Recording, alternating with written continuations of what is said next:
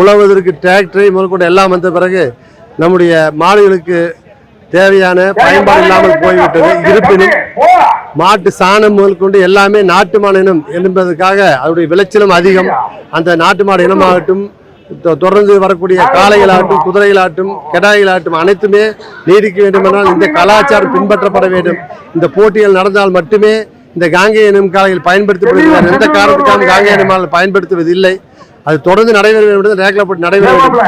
உதாரணத்திற்கு சொல்ல வேண்டுமானால் சுமார் 1 லிட்டர் முதல் 2 லிட்டர் பால் தான் கொடுக்கும் காரணத்தால் அதிக காங்கேய ஆட்கள் வெட்டுக்காக அனுப்பப்படும் கேரளாவுக்கு தன்னுடைய கறி பயன்பாட்டுக்கு போகிறது. கண்டு ஈன்றவுடன் தேவைப்படாத காளைகள் உடனடியாக வெட்டி செல்கிறது. இந்த மீண்டும் ரேக்லா நடந்த காரணத்தினால்தான் எல்லா காளையும் ஏறக்குறைய 1000 காளைகள் இங்கே வந்துள்ளது. 500 ஜோடி காளைகள் என 1000 காளைகள் வந்துள்ளது.